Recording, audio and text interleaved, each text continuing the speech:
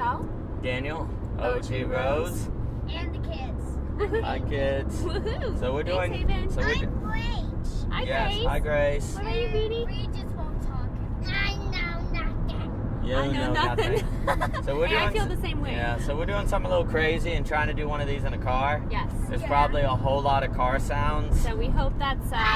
And hope hope you you can can still hear hear us. us. But we have a trip today, and we wanted to talk a little bit about the conversation with Hunter Coates that we had, conspiracy in the subjects, and really this concept as well of like absolute knowing, what he was talking about, absolute unknowing, the conspiratorial structure, which is funny because a conspiracy is kind of a substance is subject thing, just like absolute knowing, but there are differences.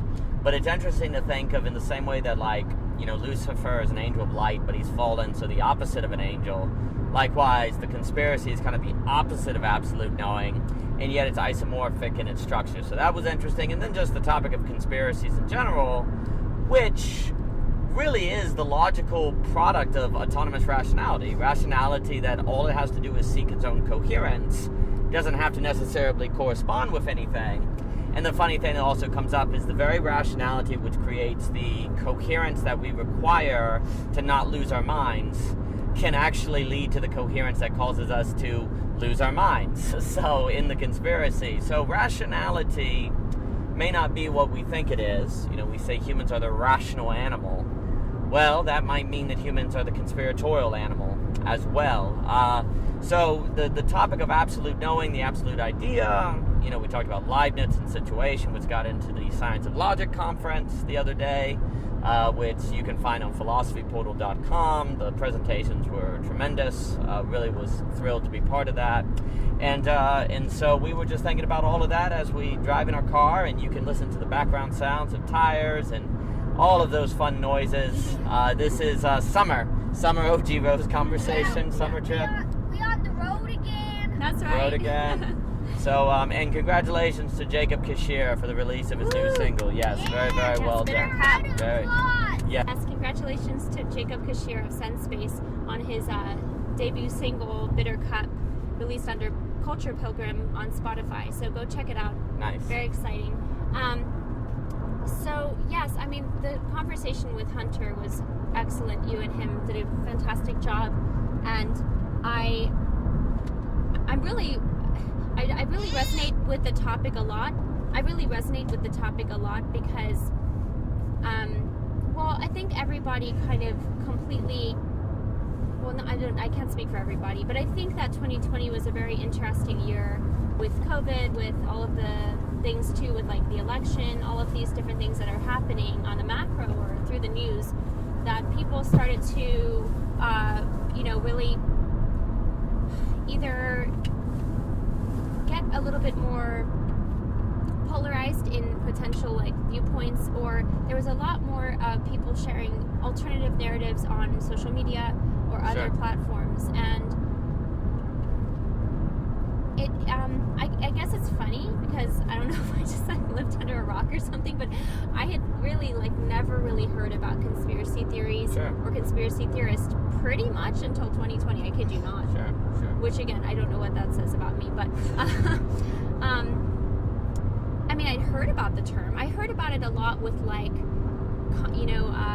oh my gosh, there's like a really MacArthur, like all of the McCarthyism and stuff like that, in America. Like I heard about it in terms of it being like an actual term in the government about conspiracy and stuff like that, but I didn't really, and I knew it had to do with sort of like subversive plans and things like that, but I didn't really know that it was like a thing, like that there's like people who have these big systems of thoughts of like what, there's this doing this and this is controlling that, and there's like this is their plan and blah blah blah. I didn't know that.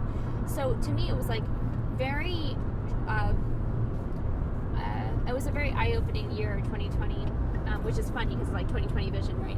But it's like to see things kind of a lot more clearly of like, okay, first of all, there are people who have these like beliefs in conspiracy theories. To them, they're not conspiracy theories. To them, they're actually like, it's not conspiracy theory in a way that actually like disqualifies it.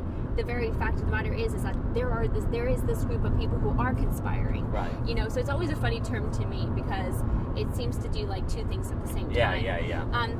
But anyways, just to bring it back to like realizing that this exists, right? And then I don't know if it was just the fact that we had just had our third baby and I was in my like postpartum hormones, like big, huge, like just feelings and that adjustment to 3 children. Like it really was very, and then also the fact that there was like a pandemic going on at the same time. Sure. There was a lot of for me like fear and anxiety around like the fact that there was these theories of everything basically, of like, oh, there's these plans to do this, that, and the other. Because I mean, I'm thinking to myself, I have 3, we have 3 kids, and I hope to God that there'd be like this, there'd still be freedom in the world, and a lot of conspiracy theories have to do with that being challenged, right, or potentially threatened.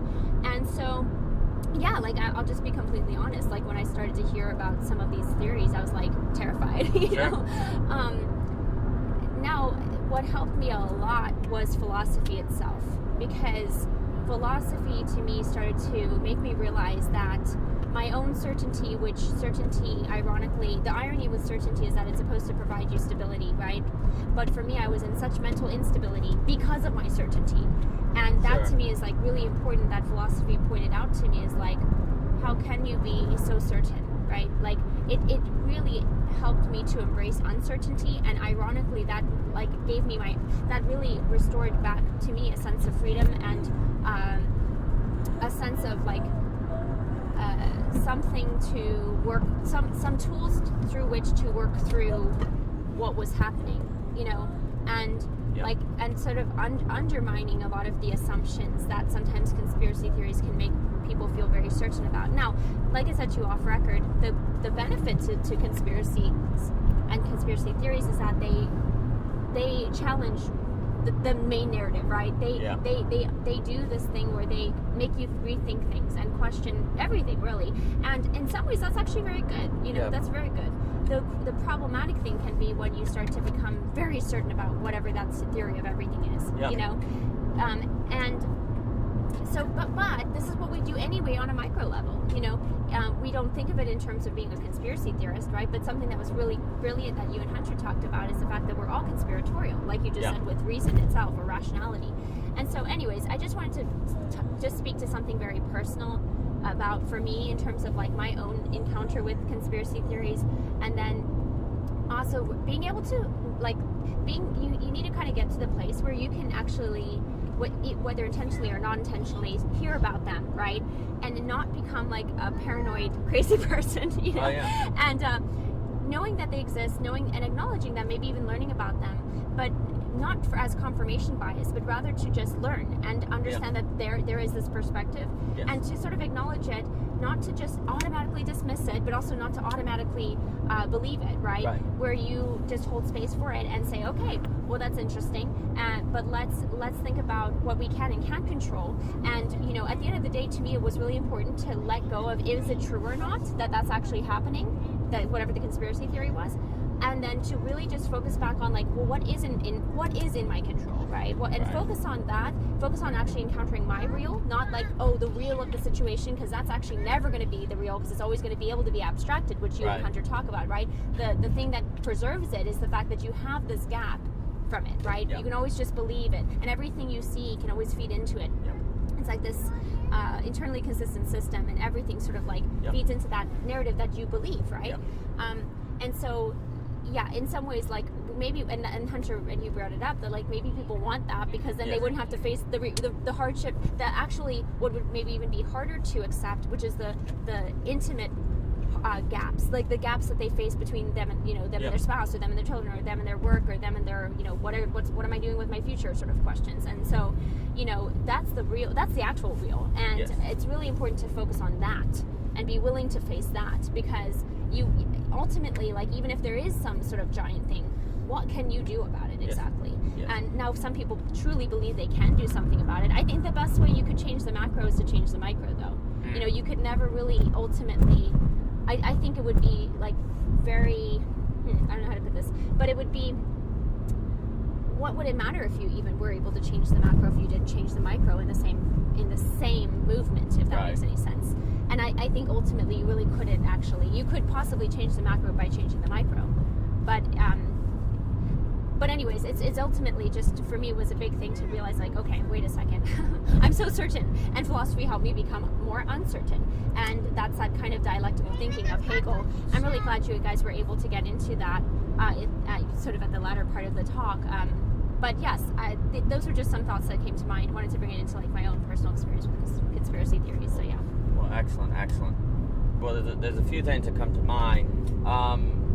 One, the word conspiracy, I think, does do too much in the sense of it refers both to the organization that believes in, say, QAnon and the QAnon scheme itself. So then there can be some kind of confusion where, there are true conspiracies like the Gulf of Tonkin, the Tuskegee syphilis experiment. These are conspiratory. These are real, true conspiracies. But then the word conspiracy can also mean like QAnon in the sense of the people who believe in QAnon. So then there can be some kind of confusion in the topic, because the funny thing is no one who's like, often when you say conspiracy, you're referring to like QAnon and you're saying, oh, those people, there's already a kind of like distancing, but no one who's in a conspiracy thinks they're in a quote-unquote conspiracy as in a crazy magical thinking realm. They think they're kind of fighting for the truth. So there's already in the language a certain difficulty to get at what's going on. Yeah. Well, I mean, yeah, absolutely. And I mean, I think I just heard it so quickly always being a shut. Like, this is my empathy with the conspiracy theorists. Like, sure. It's so easy to just say, and you and Hunter really got into this, where it's like, oh, that's just a conspiracy theory. Yeah. Or don't be a crazy conspiracy theorist, yes. blah, blah, blah. Just because you're questioning things. Yeah. And this is where it's like, no. First of all, we're all conspiratorial. Second of all, did you even listen? Did you even try? Yes. And I think it's really, really important to be able to understand that we need to be able, the very thing that, if you don't want the crazy conspiracy theorists to sort of whatever, do their revolution or whatever it is that they're then you need to be able to listen to them. And I thought that was such a brilliant idea, very practical idea that a government could do is invite the QAnon to have a panel discussion and be like, okay, wonderful, let's actually have them come and talk. And I don't know if when you censor people and you do all these fact checking, all it makes people think is wait a second, why are you trying to censor those people? Maybe it's because you actually know that they have the truth, or whatever it is. And yes, that's not necessarily right, but that actually gets more suspicious, and it actually confirms more of the conspiracy theory.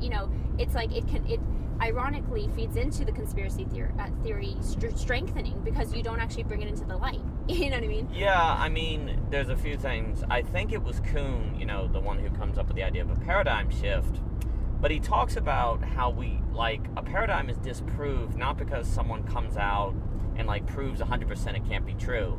What ends up happening is you start having to add so many premises to maintain the previous worldview onto the previous premises that justified it, that eventually it ceases to be quote-unquote elegant.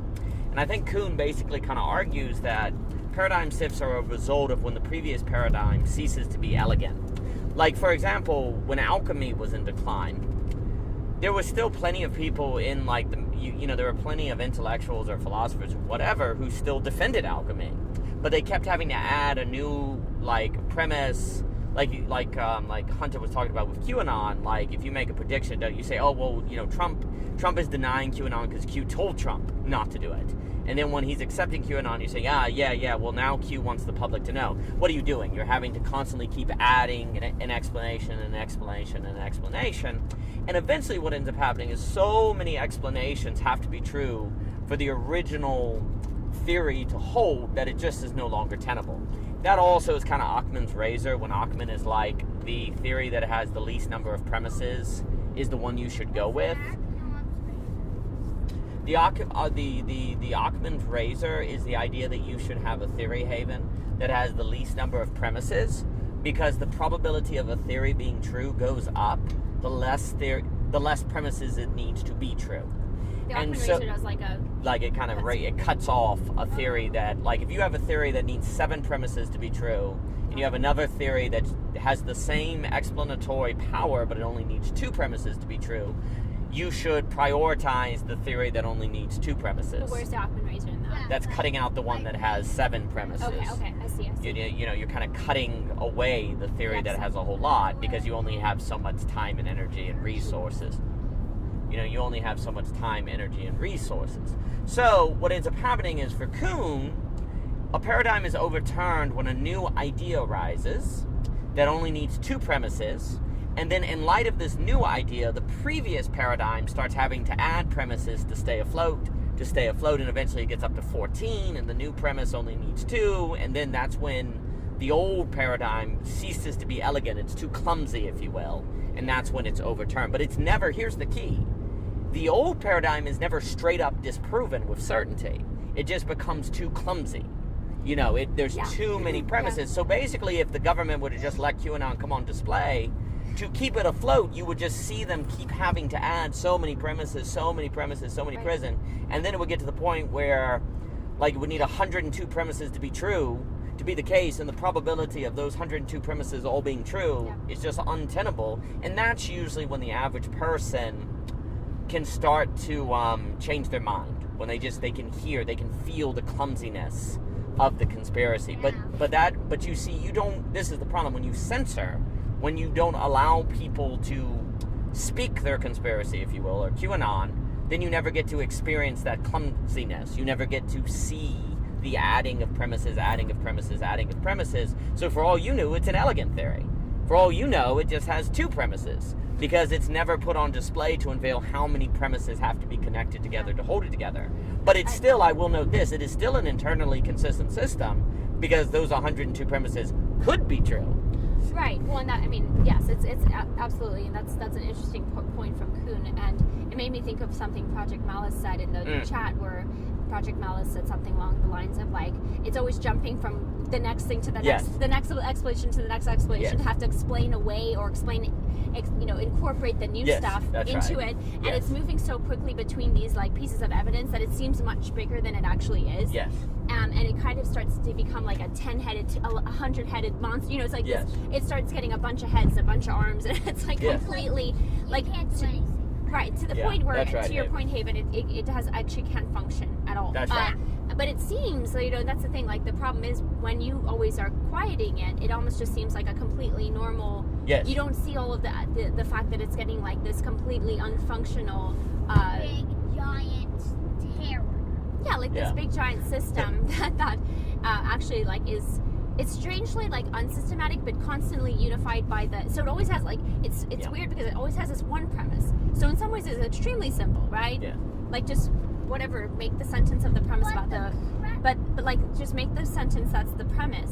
And then, but what's happening is that you've got all this evidence and all these things that happen that are, you know, and even the stuff that's kind of counter it gets subsumed into it as, like, well, no, that's actually evidence that it's, you know, whatever, you know. So it becomes very, like you said, not elegant, right? And then you suddenly see, like, you know, it wouldn't function at all in a way. Now, maybe one would be like, well, it's not really proof that it, like, doesn't function. It's not like it's getting 10 heads and, you know, 100 arms. It's just the fact that, you know, it's almost like, I don't know, each piece of evidence just, like, magnifies the thing. Like, I'm just trying to think of some other analogy where, like, you've got a figure, you know, and it's almost like, it's not as if it's something unelegant or extraneous or extra. It's more so like it's, I don't know, you keep, like, feeding the whatever it is, and it just kind of keeps evolving, or it keeps kind of, like, just, it takes it in, and it becomes, like, a little bit more of, like, an evolved Pokemon, or, like, some sort of, like, you know, bigger Titan or something like that. Sure. Well, for the people who believe in the conspiracy, that's what it's doing. Yeah. But for those on the outside looking in, as the elegance is reduced, then it becomes less tenable. So there's, like, 2 questions. Like, how do you get someone out of a conspiracy, and how do you get people not to go into a conspiracy? So you've got, like, 2 questions there. You've got the question of how does someone leave a conspiracy, and how does someone go into, you know, what brings someone into a conspiracy. And, well, the issue is, one, when you only have kind of, like, space in your head for certainty or uncertainty as proof or disproof, when you don't have a category of elegance, then basically, so you got kind of 2 questions where it's how do you get someone to leave a conspiracy, and then you got the question of how do you get someone from going into a conspiracy. Now, first off, please note, there is always the tension here of, you know, what's a quote-unquote conspiracy to you is obvious, and then it may turn out to be true, right? So there's always this anxiety with that. Yeah, well, you know, the moment you start saying, you know, oh, that's a crazy idea that the U.S. government would do some false flag operations in Vietnam, Well, so that always has to be kept in mind. And, and that's where we have to get into what is a conspiracy as a epistemological structure. Because if you take that seriously, then it transforms everything that rationality is. Right. But anyway, the problem is when we only in our mind think you prove or disprove something with certainty or uncertainty, you say, well, we can never disprove a conspiracy with certainty, so our only option is to censor it and to not let it be spoken and to keep it from being on display because people will get pulled in. And what ends up happening is that doesn't work, and that's what we're doing now. But if you understand that actually what disproves something or moves something, people out of a belief, is both falsifiable claims. So there's a few things. Falsifiable claims, but that's not always an option on the table. Skin in the game, like Hunter and I were talking about, where you make people put money down. You say, okay, you think the rapture is going to happen on September 26th? Well, on September 25th, give me all your money. You're not going to need it, right? Mm-hmm. But the other way that we didn't get into that I actually think is quite useful is elegance. But that can only occur when when people are allowed to freely speak. Yeah. Because then when they freely speak and you just ask them honest, genuine questions where you're not trying to attack them, you're just trying to understand what they're saying, well then one thesis, one premise gets built on a number, gets on another, and gets on another, and it gets on another, and eventually it can start to feel untenable. Unless, look, maybe the truth requires 102 premises. You can't just assume that a bunch of premises means false, but it starts to remove the emotional edge. Like you were talking about anxiety and fear. Well, when you hear that in order for X conspiracy to be true, it requires 58 premises, and if just one of them is wrong, the whole thing is false, then it becomes less anxiety producing. There's much less anxiety. Yeah, so when you then see that a conspiracy or any belief requires, say, 102 premises to be true, well, then it starts to feel less likely. It might be true, but it starts to feel less likely, and it starts to feel kind of contrived. And that can help with the anxiety. That can help with the emotional tension. But you can't have that experience unless there's freedom of speech, unless people can, speak and put their beliefs on display. Because if they don't get it on display, there's no possibility of seeing if the theory is elegant or not. It's just kind of put behind a curtain. So the kind of the epistemological structure of elegance requires transparency. But we don't have room for that because we believe that there's only certainty or uncertainty to believe or disbelieve. We realize that, and if you say that to people directly, they'd say they don't. They say, no, I'm not saying certainty, but practically they are looking for certainty. And since you can't be certain conspiracies are false, you therefore don't allow the freedom of speech. When really, if you were to allow it, people could see it's not elegant. But then, of course, there's also another form of realizing that certainty is not possible, which is then you can actually use it to negate your anxiety, like you were talking about. But none of that can be realized if we can't talk about the topic of conspiracy, because even talking about it is viewed as taking sides or contributing to magical thinking, or the algorithm online sees the word conspiracy, so immediately censors whatever YouTube talk you're having. So all that can create trouble. I think most people don't, you said something like certainty is not possible. You said that, which is true, and that gets into like your great work on certainty versus confidence. I think most people, or I can still speak for myself, like before really kind of coming back to philosophy as a tool to help undo certainty. But I think there's a lot of times it's just the operation of certainty. People are censoring because they are certain that this thing is wrong. Mm-hmm. Now, maybe what they're concerned about, they're certain that hearing about the conspiracy theory will make people uncertain about the certainty that they are certain about. So, so it's kind of like, it's more that it risks that certainty to have, dissenters, right, talking about stuff. But it also doesn't help to have people talking from a certainty that the conspiracy is false. Like, that's kind of using certainty. There's still certainty there to create uncertainty in others, but not yourself.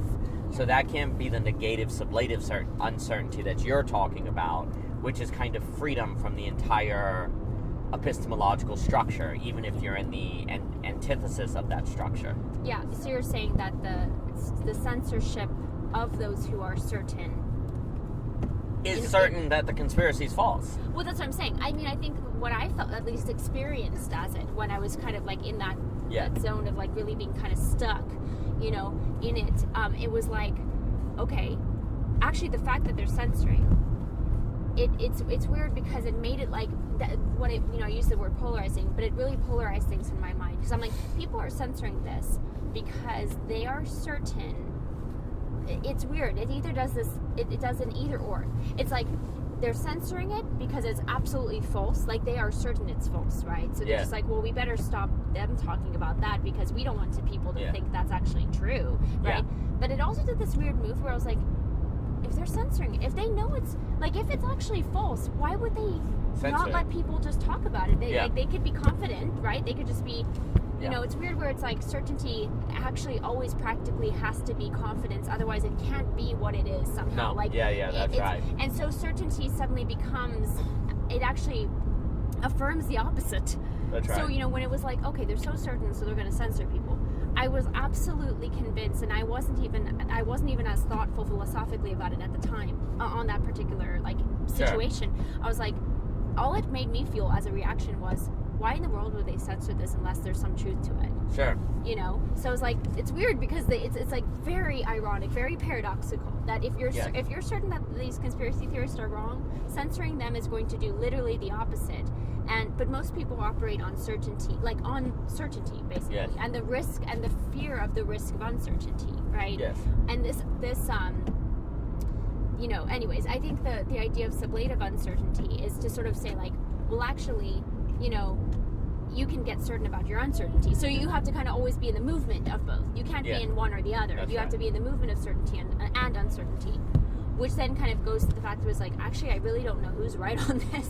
But I do understand that our brains kind of work in this manner because on a psychoanalytical level, which to you and Hunter's conversation is like the Lacanian structure of the other, you know? Yeah. Well, I mean, that's what, you know, when Hunter was talking about with Kanye, you know, when he said the anti-Semitic remarks and he gets removed, well, for a lot of people that just proved, oh wow, the Jewish people do run the world because they're shutting him down when he's telling everyone about it. Right. So this is where what Hunter was saying is that if you allow it to be on display, and you know, there's something to be said, that, you know, for me, then there are better, more efficient ways to allow something to be on display or not. So if you literally have a congressional panel where you just let people at QAnon speak freely and bring their evidence, that is a more concentrated transparency than just a diffused conversation on Twitter. So that could be better, you know. Yeah, so it has to get into particularities, because I'm also thinking now too, you know, it's really not just, you can never really make this kind of overarching thing of like, you know, censorship is always bad or censorship is always good, right? Because the thing is that like we all actually engage with both. We all kind of have some level of, well, we actually wouldn't think that's appropriate to just to have on a big screen or something, you know, on a billboard or something like that. So it's like, yes, there's these like varying degrees of what exactly do we mean by censorship? Like, again, you can't make some sort of like just giant claim about one way or the other. Now, I will say though, in terms of free discourse, the idea of that is not so much about just putting anything on display. It's more about the idea that people who have certain concerns or questions are allowed to ask those questions. It's not necessarily about putting any particular material in front of people's eyes. It's about being able to ask a question or say, hey, there's this thing happening over here, and you know, we should probably hear these whatever it is, these doctors speaking out about this or this and talking about that, who want, you know, who need to be able to be part of the public discourse, which would be, you know, now it gets very difficult with media and all of that, because the meaning of what it means to have like free public discourse or whatever, freedom of speech, it gets so much harder when you've got like media, mass media, and you've got, you know, the people who then can control the mass media, even though it's kind of a free discourse, but you have to have some parameters too, because you can't have like hate speech and whatever it is. So it's massively more complicated, but at the end of the day, the ultimate thing is that there has to be some thoughtfulness about how to engage things instead of just continually veiling them, because that actually makes them more appealing, you know, like that makes them more, that kind of can potentially strengthen them, instead of just sort of saying like, let's have a strategic open panel with QAnon, you know. Sure, I mean, it gets tricky because who decides what's hate speech, right? Yeah, so yeah. even that, I mean, you got to make distinctions between hate speech, harassment speech. You know, does someone have a right I'm to... saying, like, you know, yelling fire in a building. You know, there's certain things about that gets tricky because then Rothbard is like, it's not that it's wrong for you to shout fire in a part in a you have the freedom to say fire in a movie theater. The issue is that you don't have the right to damage people's property or to put people's lives at risk. And that may seem like a little funny nuanced description, but for him it's a big deal because it's actually, the freedom of speech is kind of unlimited, but when it bumps up against property, what you're getting in trouble for is putting people's lives in jeopardy. Yeah. So it's not so much you can't say the thing, because in a different context you could shout fire, and it might be noble because you're telling people there's a fire, run. But in another context, and ultimately, it would have been better safe than sorry, right? There was smoke. Oh, it didn't end up being a fire, but it's actually better that you all exited and they made sure it wasn't a fire. So for them, like for Rothbard, you always have to be careful to forget that the regulation of speech is not the regulation of speech; it's more the protection of property. Yeah, that's a great distinction. And if you forget that, then it's a slippery slope for him. Yeah. Eventually, you're going to start, so he's like, you never regulate speech. Now, of course, people would say, well, that sounds awful. Wouldn't there be self-regulation amongst, familial structures and stuff? That's what Rothbard would say. Or your organizations, whether it's religious or otherwise, your schools. I mean, there's there's going to be some regulation about speech. Well, I mean, it gets on it. A micro level. I mean, Murray Rothbard is a very hard libertarian. So, I mean, he's arguably a founding father of libertarian thought. So, whether we go with it or not, but the point is, sure. Basically the best model is Kindly Inquisitors by Jonathan Rauch. That's the best model of free speech out there. What is it? It's called Kindly Inquisitors. There's a lot to that where you have to make it. We have some papers on it.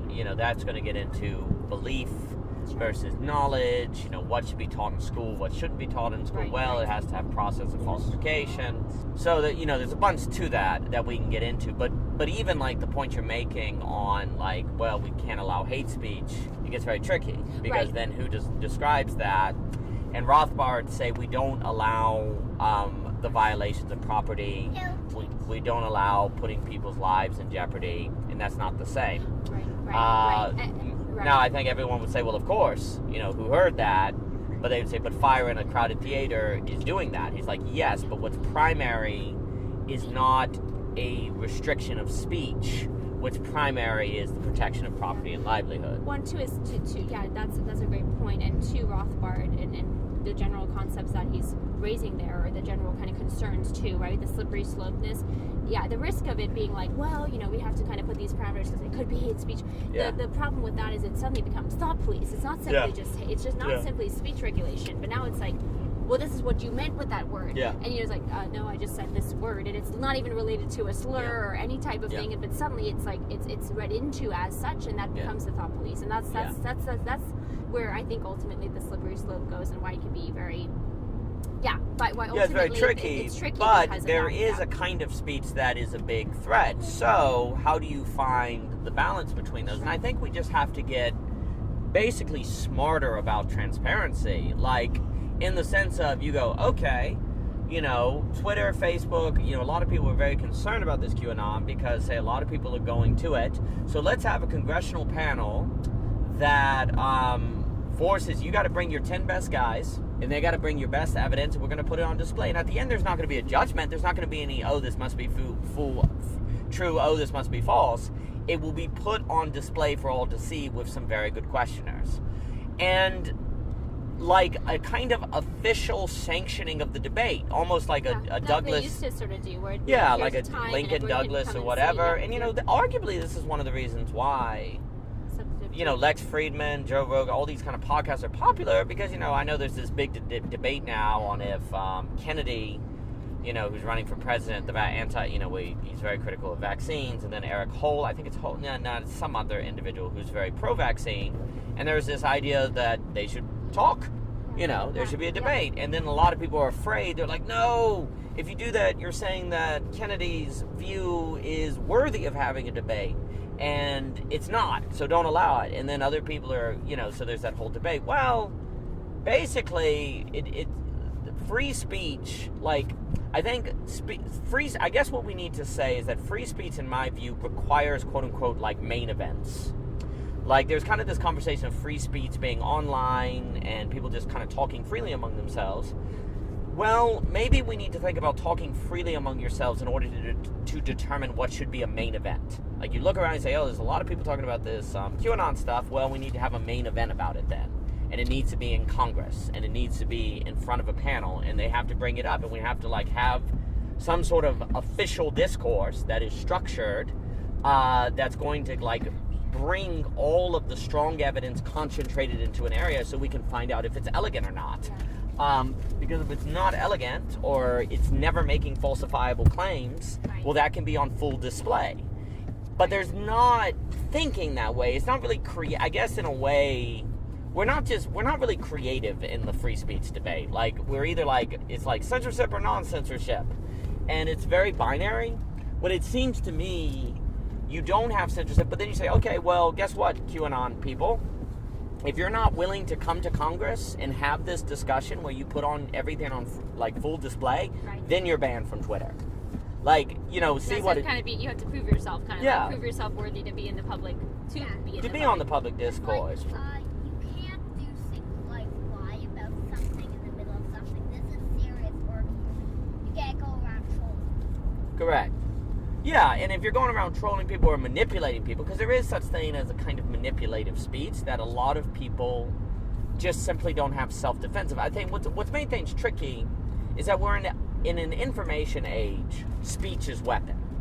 You know, we would all kind of agree that you can't just shoot a pistol at someone. Even if you miss, even if you don't hit them, there's a kind of problem there. You just can't shoot a pistol towards someone. Right. Well, the issue is that certain kinds of words can be like that, where you're shooting stuff that makes people anxious or uncertain or crazy or destroys their family, right? So the idea, I think, to defend the censorship group is, we gotta defend people from that. In the same way we've made it illegal to shoot a pistol toward people, even if it doesn't hit, it is illegal to speak words toward people that may result in them being in a cult. I think that would be the pro-censorship argument. Right. The problem is that words are not like bullets because they're not concrete. Right. So there's always an inherent doubt that you have to, like, work with. Absolutely, and I think that's a very fair argument on the side of censorship. The only tricky thing is that people literally hold the opposite view, where the people who are deciding to censor are the ones who are saying the words that could get somebody killed, or could get somebody, whatever, caught up in some manipulation or whatever, and, like, ultimately, like, give up the things that they actually want, but they don't realize that they're being, like, taken from them somehow or whatever. So it's like both people, it's a very fatalistic situation. Like, both people kind of feel like it's the end of the world, or, you know, if we don't censor them, then everybody, we're gonna have some crazy war, like, whatever, or if we let this carry on, then, they're just going to take over. So there's, like, I think both sides, it seems like, it's hard because when somebody truly feels that way, it feels very difficult not to want to take the action of, whatever it is, join the rebellion or censor the people, because you're like, well, literally lives could be at stake, Yes. And you just, and it's kind of like it. And this is why, for me, it just never was productive, personally, to think about, like, and I know that's crazy. I'm not trying to say that, like, I do ultimately believe in, like, good and evil, but I think I'm like, well, let me locate that in myself. Because I'll never know exactly who's right here, exactly. So, right. That just doesn't really, no, that's easy to say for me. I'm not a government official. I'm not a leader of many people or a nation where you have to, like, actually, have, more lives at stake on your watch, right? It's on your watch. Like, yes, we have our own family and the people who you are responsible for and steward or whatever, but, like, it does, I understand and I can empathize with the fact that it's very difficult when you're dealing with having to be the leader and care for many, many people. Yeah. Right? But ultimately, like, the only care that really people understand, or I guess what I mean to say is, like, again, to the macro point, ultimately, the best care you can do that hopefully has a macro effect on your whole nation would be, like, how our families and the health of them and the health of the micro units, so that it ultimately has effect on the macro. Yeah. But then, of course, difficult. but are you being passive?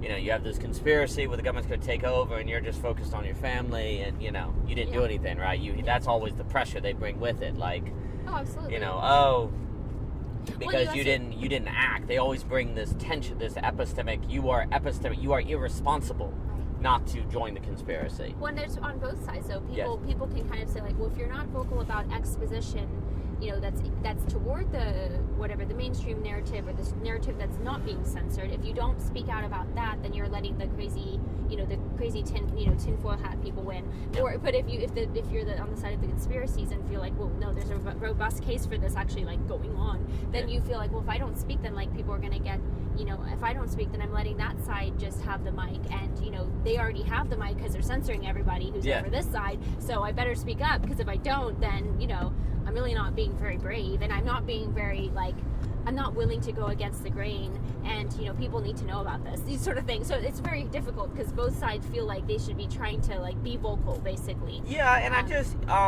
it's very interesting to me, you know, if we're thinking Hegelian, and in Hegel, history always basically arises from the implicit to an explicit that is needed to address the movement of spirit currently. And I know that's a mouthful, but the idea is the following.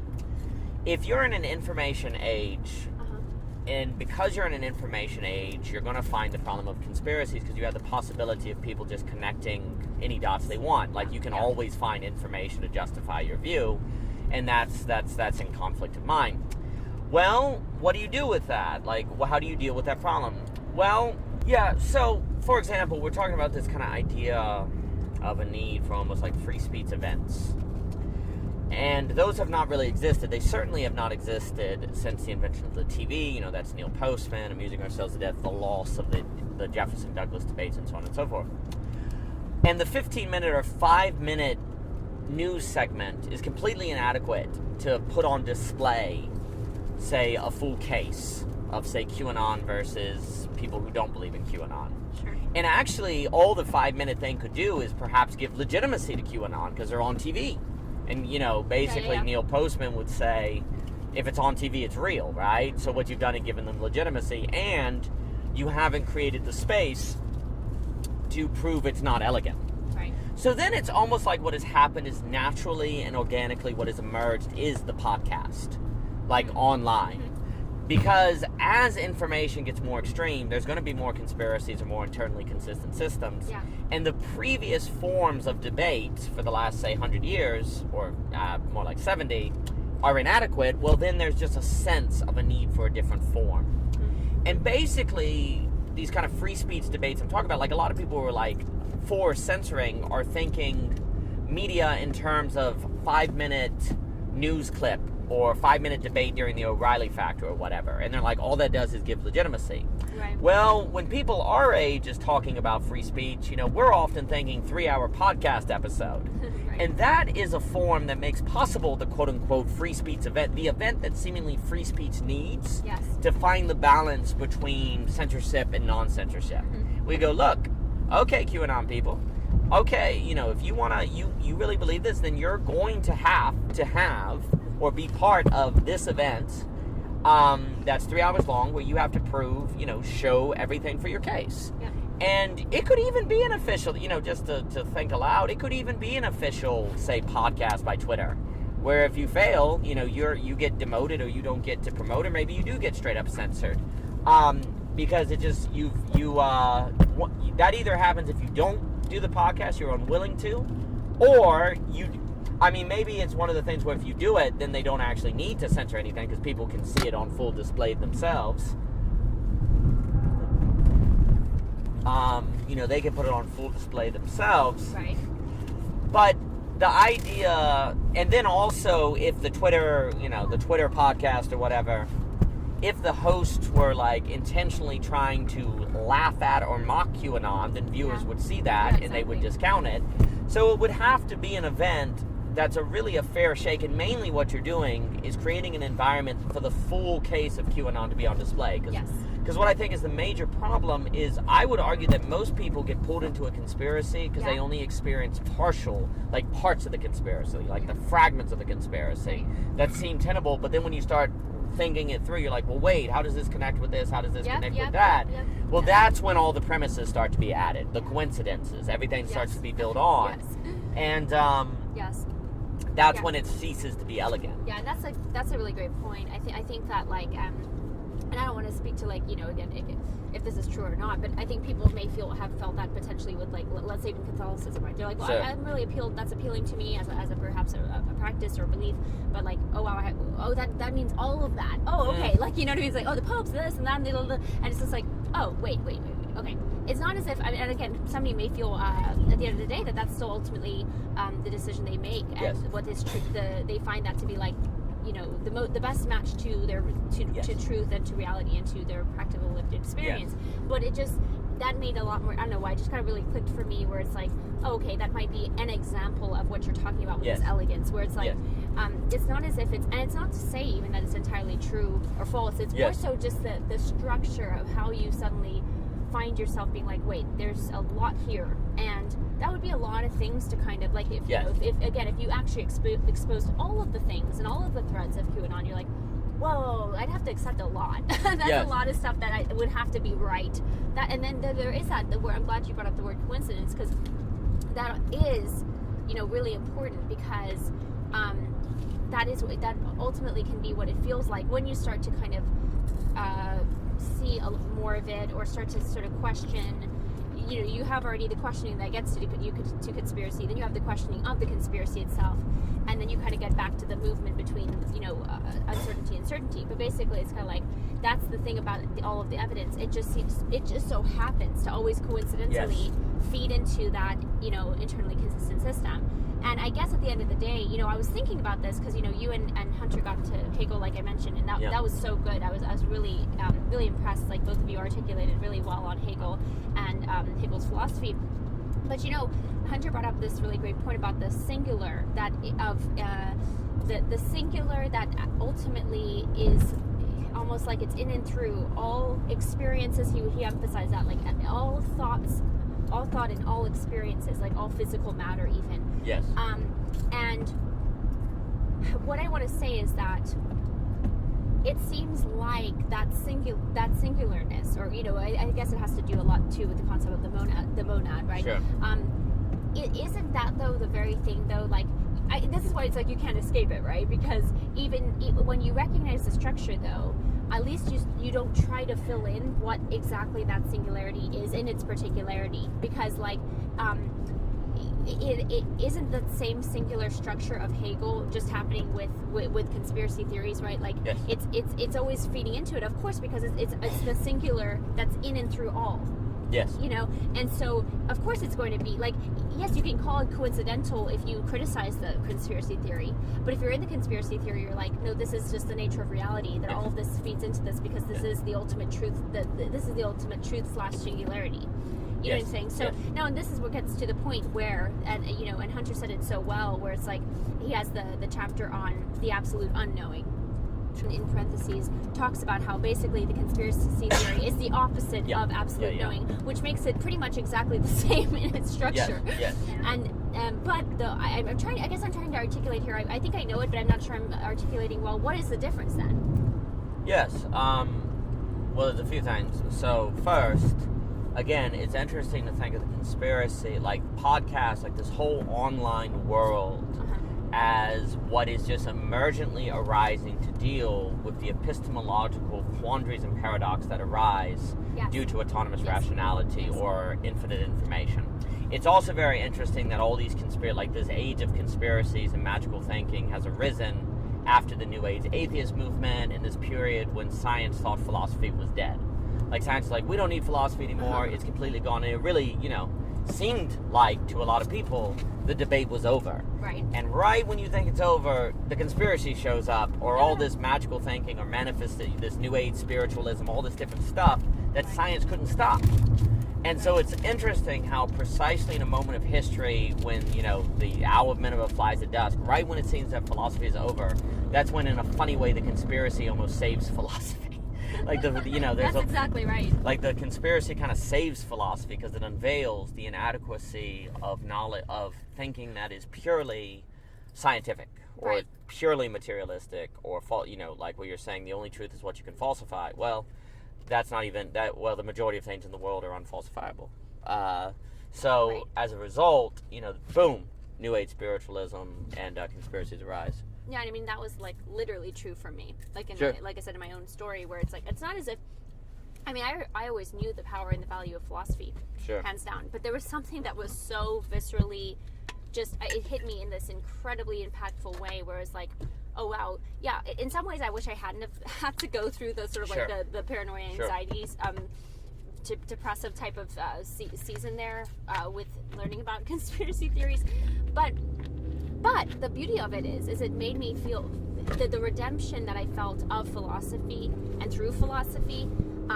Was incredibly powerful to the point where I realized like, wow, this is to me this is why like you actually so I want to think about the fact that the word conspire is related to the word spira, it would be like inspiration is so it's inspire, conspire, okay? Yes. So what's funny is that to me, and I made this analogy before, but for me, philosophy is like air, right? This comes from like the concept of Ayn Rand, where she says like philosophy is kind of like secondhand smoke, right? Yes. If you don't think, then somebody else is going to do your thinking for you. Yes. And so for me, it's neat to think about, and I go through a different analogy of like comparing different, basically I guess in a sense like part of Hegel's triad, right? Philosophy, religion, and art. Sure. Religion being the earth, the air being philosophy. But the point of the matter is, to me, what's interesting is that conspire, for what it made me feel as if I was on life support. Like it's like you're breathing with. Conspire, con in Latin would be with, and the spire would be the kind of the spirit or the breath. So it's really great at sustaining that particular worldview and that particular life with it, right? Life with it. Now, the terrible part about it is you're basically incapacitated, but you're alive, but you're not able to really move, really, when you're on life support. You know what I'm saying? You're situated in a particular bed. Fake breath, fake breathing. Conspire. That's a good one too, right? Like it's a con man, right? Yeah. So to me, it's like there's something really, really interesting about that. And for me, going through the hardship of that really made me feel completely the power of inspiration. Yeah. In being in the inspiration and in the spirit or in the spirit of philosophy. Yeah. There's something about that really like revived me in a powerful way.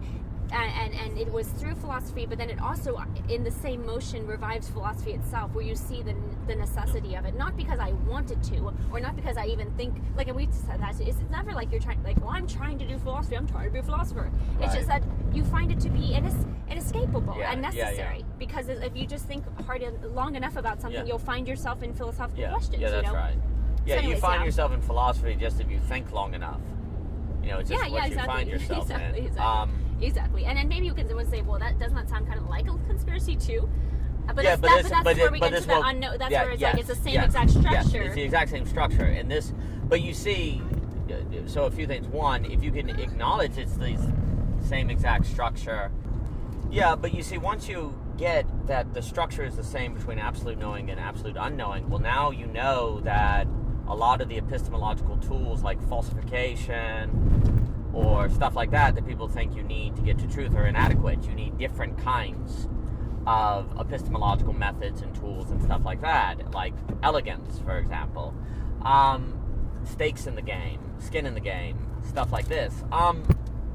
Basically, everything you just described is with the conspiracies and your own realization of the value of philosophy. That is the Humean journey. That is everything you just described about the conspiracy and kind of realizing, oh, this is why philosophy really matters. That's the Humean journey. And for Hume, philosophy is about self-defense, ultimately. Like, someone's going to come on and... Basically, for Hume, like, the modern conspiracy is, in his day, kind of was the philosophical theory of a Rousseau or a Hobbes or whatever, or like some philosophical justification of an act of government that would uproot you from your life and force you to do something you didn't want to do because some philosopher somewhere came up with some theory about human nature. So without philosophy, you can't defend yourself from someone who comes up with some ideas and throws them upon you because you're like, well, it might be true, it might not be true. How do I know that humans aren't from a state of nature like Rousseau describes? How do I know that the government shouldn't send me to war? Right. You know, maybe it would be better. Right. You know, blah, blah, blah. And so that's all the conspiracy is. Some people come on your internet screen and they say, hey, there's this guy named Q, and the U.S. government is plotting X, Y, and Z, or whatever, and you've got to respond. Right. And in the same way, like the bad philosopher for David Hume just shows up in your life. So for David Hume, you know, the bad philosopher just shows up in your life, forces you to kind of give up your beliefs or change what you think in the name of, you know, some idea like divine sovereignty or freedom or justice or equality or whatever, and then you've lost your life, basically. Well, but that... Absolutely, and that's what happened with conspiracies. People like, look at all these stories of families being ripped apart by conspiracies or QAnon or Pizzagate or whatever. Like, families are literally destroyed. The election was to all, like, destroyed marriages. David Hume's like, exactly. Yeah. No, and that's absolutely right, and that's brilliant and great to bring up Hume and to tie in Hume here. That's really important. And I you know, I've always loved that distinction between, like, good philosophy and bad philosophy, basically. But, you know, it's also, what's so important is truly being kind of like able to be thoughtful to yourself about whatever is being presented to you, because the other thing is that while we can put this on the conspiracy theorist saying X, Y, or Z about, oh, there's this thing you need to, you know, if you don't jump on board, you're not in touch with reality, but at the same time there's always going to be somebody speaking to you, and what are they saying anyway? You know, because you get into the banality of evil where you don't question what's been being said. It's not just the guy who shows up and says something with his philosophy, right? Or some guy who's whatever, who comes up with some philosophy about human nature. Is also what's already being said about it. That doesn't just show up, it has been there. Like the Gibbons, basically, to use your language from Belonging Again, where. So that's the silver lining of the person who comes with a dissenting opinion or voice. However, you can't just jump, you know, it's just not being quick to jump on the bandwagon either way, where you get thoughtful about it. Where you get thoughtful about it. And then you make your absolute choice to speak to your paper, ultimately about which one you choose and what you actually ultimately value. And, you know, and that's existential, though. I mean, it's very existential. But yes, anyways. The conflict of mind, Hume, Belonging Again, absolute choice. They're all tied, and the conspiracy is a great subject in a way, because it brings all that out. And, but no, David Hume, like, all of this stuff with conspiracies is just the modern manifestation of the philosophical project. You know, the ideological project, Rousseau, communism, free market, it doesn't matter. Like, all of, like, what David Hume is responding to is how an ideology shows up that you can't falsify, that may be true, has a kind of moral weight to it that compels you to give up your life or change your life, and then it's over. You've lost. You've been framed. You can't fight the frame. You don't have the philosophical resources to fight the frame, and so your life is ruined. And then it's too late. It's over. Like, it can be quick. You know, that sounds terrible, but once you say, you know, leave your family because of Pizzagate or some sort of belief, even if you come back to your family, it's probably never the same, because some sacred given has been destroyed, and it's hard to recover from that. So it's quite dire. I mean, the philosophy has the role for Hume of defending your life, defending common life, freeing you, like you were describing. You go, oh my gosh, you know, without philosophy, you're just at the mercy of the anxiety created by these conspiracies. The other thing philosophy does is help you mediate and handle the Lacanian real. So you have the real, which is, you know, the thing that breaks through, that thwarts your desire or how people really is like. So philosophy equips you to handle that. So an encounter with the real, and you could say the encounter with the conspiracy, you know, or the internally consistent system. Right. But I think there's something where it's like, you know, even if it's not in the form of an explicit conspiracy theory, you will eventually kind of have an encounter with that, one way or another. And it's really important to sort of understand that you can equip yourself. I want to say I mean, what happens in relationships? Someone comes up and says, you don't love me, or they say, if you love me, do X, Y, and Z. There's all these kind of ways. Yeah, because that's what I mean to say is, like, you know, this is the thing. I mean, to go through the sense of, like, encountering the conspiracy there. in a sense, you could be like, well, that shouldn't happen, or you should avoid that, or blah blah blah. Well, one, you may not be able to, and I think in some senses you're going to encounter that dynamic. Yes. One way or another. You always will. Inevitable. Everyone will. It's inevitable. And that's why it's sort of like you better start like developing your lung capacity. Like you better start breathing, and better start understanding what you're thinking, because you will have to essentially and eventually encounter. Because the thing is, the conspiracy theorist is a type of other. Yes. Right. And then you are faced with the question of like, what is that other? Are you going to become, it's an interesting shifting of where the other lies, and this is something really great that you and Hunter talked about, where ultimately it's not about eradicating the gap, but locating the gap and relocating the gap and understanding where is that gap actually best placed, so that you have the best ability to function in your life and to be able to live with the real and counter the real, and actually try to do some sort of negation sublation in a Hegelian sense of what you encounter in your life. Well, I mean, it's inevitable that someone puts you in a quote-unquote internally consistent system of what constitutes a good marriage, what constitutes being a good worker, what constitutes living the good life, or a good American. And maybe they're right, maybe they're wrong. But you're going to be thrust into systems that you can't use a mere scientific epistemology to prove or disprove. Like, what do you observe to see that their idea of what a good husband is right or false, right? Like, you need other tools. And look, Richard Dawkins and all those people many times said, no, we're not saying science is everything. You need art, you need whatever. That's great and all, but okay, well, what are those tools to think through those other situations? And if you have a kind of hierarchy where basically truth is empirical, well, then all other ways of knowing are not contributing to truth. That's at least what you're implying. So they're not going to help you toward the truth. When at the end of the day, it's because the truth is not merely the truth, everything that's the case, but the reality is an absolute, which is everything that's the case plus use, systems, subject and substance, together for Hegel and different things. So if you take all that very seriously, then the epistemological tools by which we organize ourselves in life are very different than what we may think, and this gets to the absolute knowing versus the absolute unknowing that's being described. Yeah, and so basically, with a lot of this thinking of, all we need is science, everyone's basically been left vulnerable to be unable to tell the difference between absolute knowing and absolute unknowing. Yeah, absolutely. They've had and that's where David Hume warned. Like, for David Hume, he's often critiquing philosophy precisely to say, like, he's critiquing philosophy to get at the philosophy that is necessary. Exactly. Which is this kind of self-defense philosophy.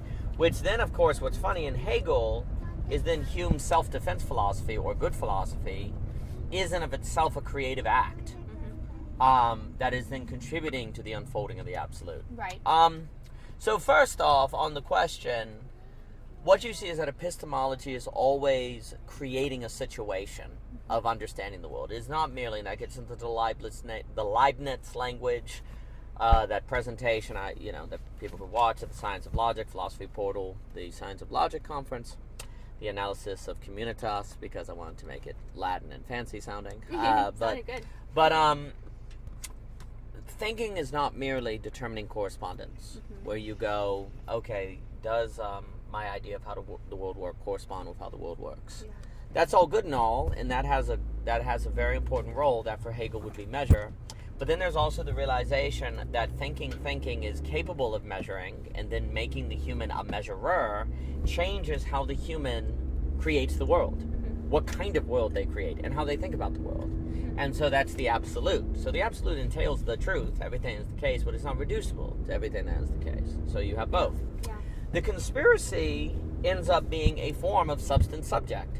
It's substance creating their own substance, and they're creating their own worldview that is completely internally consistent. So it goes with absolute knowing as well.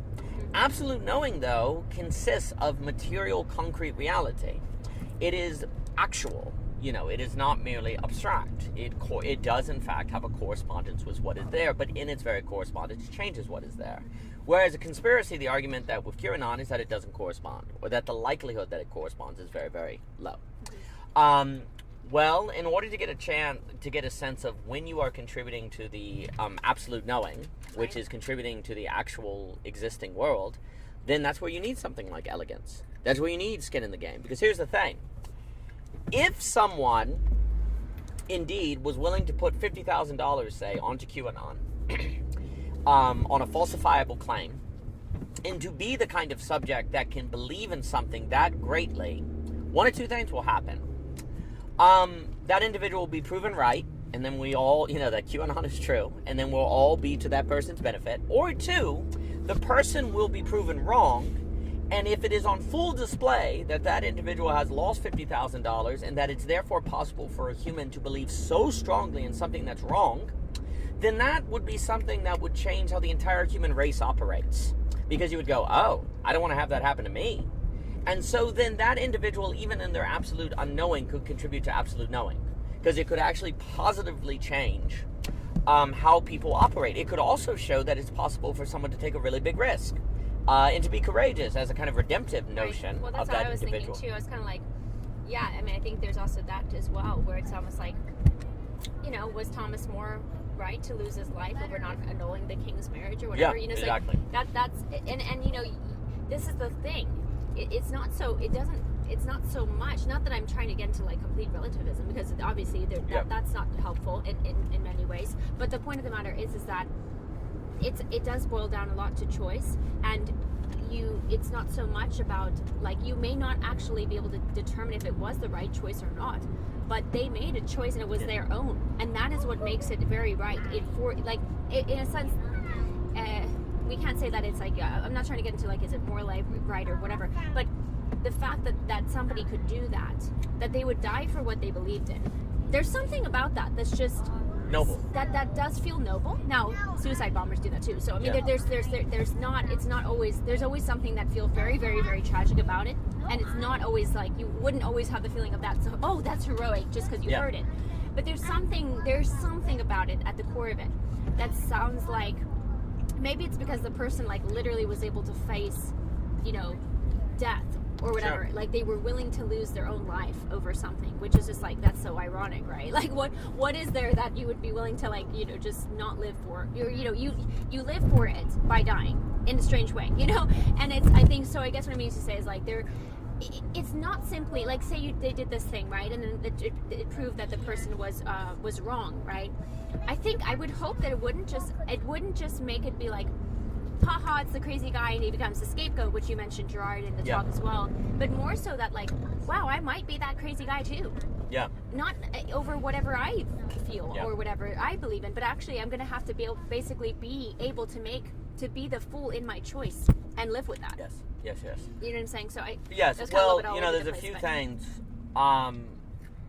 It is not given what contributes to absolute knowing and what contributes to absolute unknowing just on the face of it. Yeah. Right? Like, that's a retrospective analysis. But basically a way to look at it is, if we're assuming if the conspiracy is false, or we can say that with confidence, absolute unknowing is an example of where the relation between substance and subject is not contributing to the unfolding, is not contributing to the conditioning of the actual absolute. And to explain what that means, absolute knowing is partly a knowing that we condition the absolute, but we only condition it to the degree that we are actual. That we are conditioned or something? Well, that we're actual, that you're dealing with the actual world. Yeah. Okay. Now, of course, all thought may contribute to the world that is actually here, but if the thought is completely imaginary and it never has to be concrete, then it is not moving into the realm of conditioning the absolute. It is only possibly. Like, if you have the idea for Star Trek, but you never make it, then Star Trek never enters the world to condition how people are, and in conditioning how people are changes the unfolding of the absolute. It could have, but the idea was never made concrete. Right. So it is really, really important that ideas are tested. And you can say that absolute knowing is a structure like the absolute that never has to confront the real. It stays in the imaginary or symbolic registers, to use Lacan. Whereas absolute knowing has all three. So, absolute unknowing has the structure of the absolute, but it stays in the imaginary or symbolic register. It is never tested. Or it is tested, it is never forced to be made concrete, really. Where absolute knowing is a notion of the absolute that is forced to confront the real. So, absolute unknowing, it's very important. It has the same structure, but it's not the absolute because it's never made into the real. So it really, in a way, takes away from the unfolding of the absolute. Perhaps it makes it more inefficient. And I'm not saying it doesn't create the world, but it creates a world that is not actual. And that's not going to come about. You know, the future is not going to be, if QAnon is false, then the world is not going to actually, in the future, be shaped by QAnon. Yeah. But it might be shaped by people who create the habits of forcing themselves to be concrete or to face their fears. Yeah. So this is why it's all about tests, like putting on display is the theory elegant or not. Making people put skin in the game, making people create with it, because that's how you're going to find out or have a good reason to believe what is absolute unknowing versus absolute knowing. Because absolute knowing is ultimately going to be the actual. Like, it's just a matter of time. Yeah. Absolute unknowing is inhibiting the realization of the actual. Yeah. Yeah, that was all really good. And I just want to say really quick, when I was talking about, like, you know, dying for something you believe in, I mean, you'd still have to ultimately make the choice of, you know, like, what's interesting is you always have to kind of respond to that, right? You mentioned that, too, with just even encountering conspiracy theories and stuff like that. And there's always a way in which it's like, I don't think I would have died for that, or I would have died for that, or, you know, like, there's this sort of strange way in which it sort of, like, always reflects back on, well, what decision would I make? And when I said about, like, oh, well, I might be the crazy, you know, instead of making it the person who was then, like, disproven in public, right, the conspiracy theory person, it's not as if, like, the hope is more so to realize that, not to just sort of, have that person be, I mean, that's my thought, though. I'm like, maybe the risk would be that people would just sort of, like, mock the person, and, like, well, know, this they is why would always just, it would just perpetuate the gap of, like, oh, we'll just make fun of those people because, you know, they were crazy after all, ha ha ha, instead of it being like, no, oh, well, wow, actually, I too could be somebody who is just as much certain when I really actually need to accept my movement through uncertainty. But this is why it's so important to see rationality as the end of rationality being conspiratorial thinking. Anyone would be like, this is Hegel's I other. Yeah. Like, to avoid the scapegoating or the othering, like, you have to in the act be like, well, you would have ended up like that. If you would have lost your job after 2008, been looking for an explanation, you had this one guy named Trump that kind of made you feel like you were seen, and then you were also told the only way you can prove anything is to think for yourself, and through science. Well, you put all that together in a nice little cocktail, and you would have been that way too if you would have been in that situation. But you had the luxury of maybe a white-collar job that you didn't lose after 2008. You also got to get an education that made you have more, say, access to certain resources other people don't. Like, also, this is where you would have to think of those free speech events as rehabilitations. Like, what you're doing with people in conspiracy is you're trying to rehabilitate people. You are not trying to mock them. You are trying to help them escape the internally consistent system that rationality led them into because they were rational. Yeah. You know, you could have ended up in that just as well as anyone else. And also, if indeed the unveiling of their internally consistent system as false, that is positive for absolute knowing.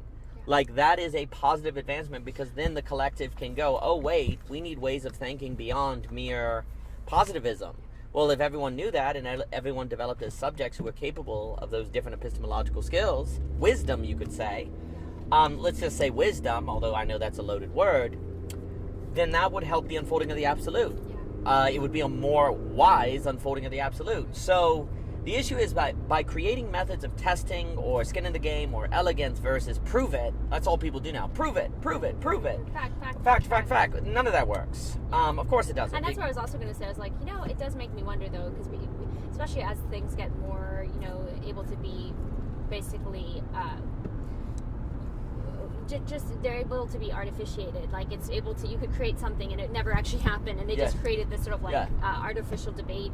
And you know, there could be people who just be like, oh, I don't believe that. Like, you know, like there's so much more with mass media of people just being like, oh, well, this source over here said it wasn't real or it didn't actually happen, or this source over here says that no, well, it did happen. And you know, can these events happen in this day and age? Like, I think that you're very right that it requires these things, these events, and that's really important. Can we have that where credibility has become so much more difficult to even, like, have in terms of like having something be demonstrated through media to people. Well, I feel like the podcast is just the emergent I think people, hunger for it. Yes, I mean, I think people believe, and I think people like, I mean, I know there was like definitely a furious kind of like seeking out the alternative voice, because you're like, and you felt like you could believe them. You felt like you could believe somebody, you know? Yes. And I think at some point, like, you're gonna have to believe. I mean, if you didn't have any confidence in anyone, you wouldn't talk to it. You would literally just like go up in the forest and you'd never talk to people again, right? You have to you always have to have some belief in whatever you're hearing to a degree. You know, we believe language works. That's why we're talking right now. So, but yeah, I think there's something about that where, we could get into we could question all day long, would people believe it or not, even if it happened, and even if it. I think regardless, it almost does honor to the fact that the event there's kind of the necessity of the demonstration of the discourse or demonstration of the process, which is really, really important. And and like then there are stakes in the game. You know, there is skin in the game. There are real stakes, and you trust that even if it would kind of result in it being like, and this is the other concern. Maybe people don't want to do that because they're like, that puts it too much in the forefront, where maybe people, you know.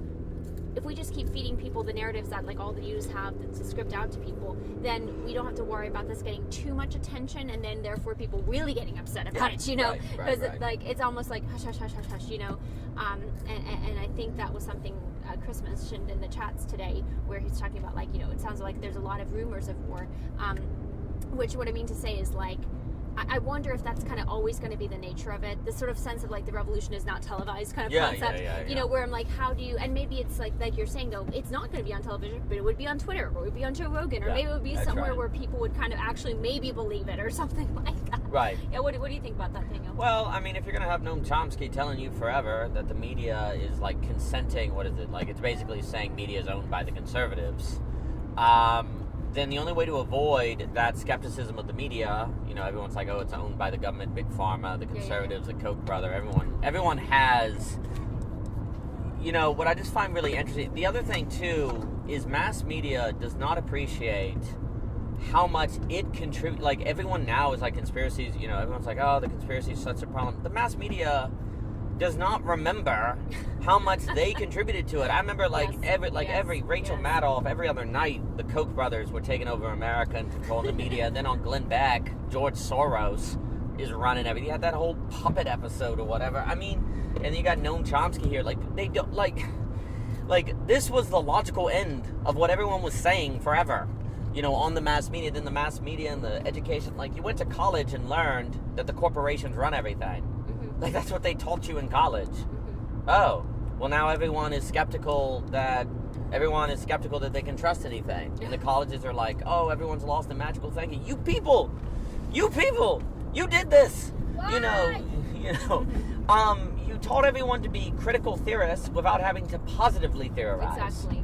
So here we are, you know, there's no... Well, that's what always would be like, it's strange, because I guess we're all like, you know, no one's free of the potential to kind of engage in sort of like hypocritical stances, right? Yes. Everyone will to someone, right? Yes.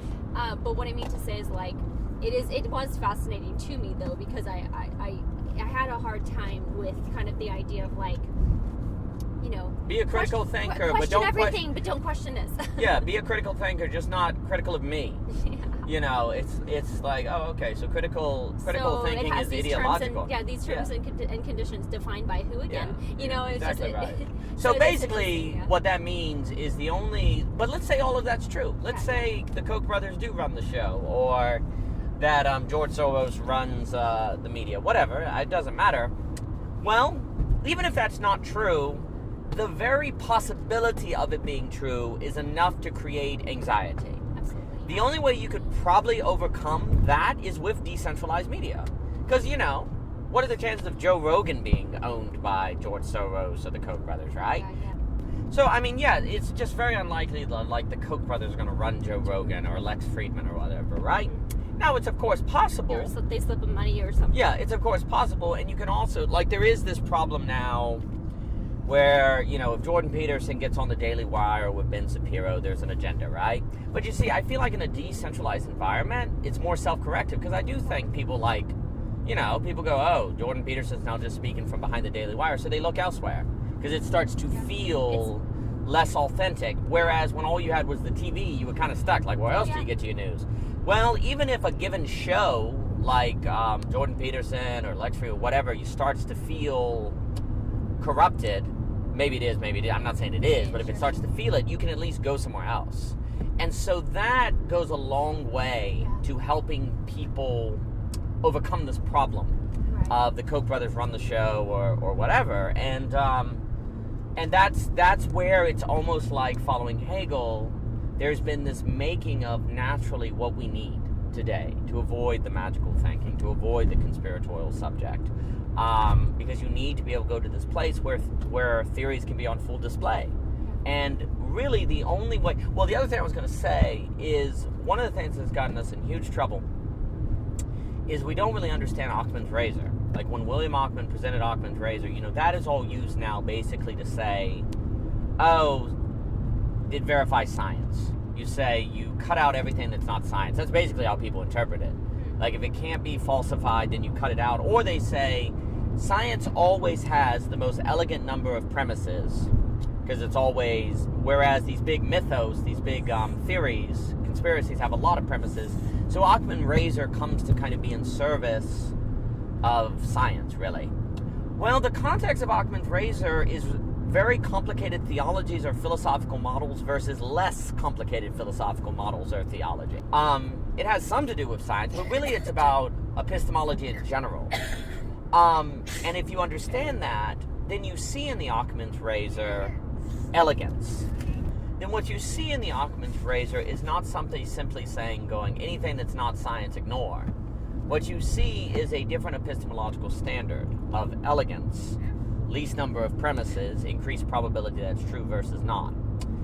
Then, when you add that to, say, falsification, and you think about skin in the game, then what you're mentally doing is saying, I'm not looking for verification. I'm looking for the theory that has the highest probability of being right, and that the people supporting it have put risk or skin in the game to say that it is right. Therefore, there would be, because you have to organize your life according to some theory, therefore there'd be a higher chance that organizing your life according to this theory is better than not. But if all you have is, verify it, scientific epistemology, positivism, you can't get there. And so we haven't presented these epistemological tools that are alternative, of which to exercise them really comes out in the podcast format, not traditional media, because it's 5 minutes. There's not enough time to have the premises built on the premises. There's not enough time to philosophically inquire or debate or seek wisdom. So if we were to put all that under wisdom has not been something that could be done on like the O'Reilly Factor or Glenn Beck or Rachel Maddow. Whereas wisdom seems much more doable in a podcast format. And right now, in the birth pangs between ages, in the between space of ages, and Hegel will talk about that, what you see is kind of the conspiracy as the residue of the logical end of an age that doesn't have media programming that allows testing of wisdom. And yet people still have to be informed about things because they're in a globalized world. And they're also told to be critical and to be critical thinkers. So you're seeing a rising of a different kind of culture, a different kind of liminal web that allows for the acceptance that rationality is not what we thought it is, and that thinking is harder than we thought, and you can't just get rid of philosophy and have everything be science, as we might be tempted to do. But see, people would hear all you said, and I think that's absolutely right with what you said. It's spot on, and it's really important. People could hear that though and be like, but that's why we had conspiracies in the first. That's why they gained so much ground.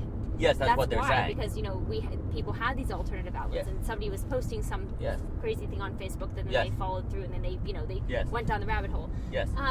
But see, I think to me, you have to accept both. You have to accept the risk. Yes. That's why for me, it's like it's kind of a.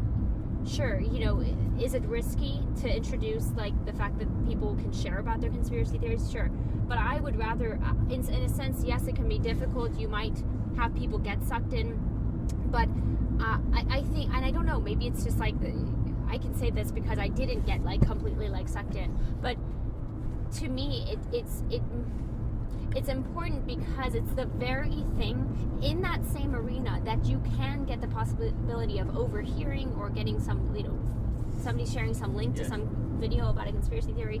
You also get the platform and the avenue for basically contradicting the conspiracy theory and undermining the conspiracy theory, because you get the podcast format, you get the long form discussions, you get the going through the premises, you get the display of what it actually is, and determining that elegance or not, and to seeing if that elegance is there. And I think so to me it's really important to say, well, look, we have to kind of embrace, to me, I think that's just important. And I don't know, I understand that's like, well, that's risky. Well, there is going to be risk regardless. The other risk is to not, to have complete tight regime, or sort of like a regime that really is very extremely tight on that, and we don't have those platforms anymore.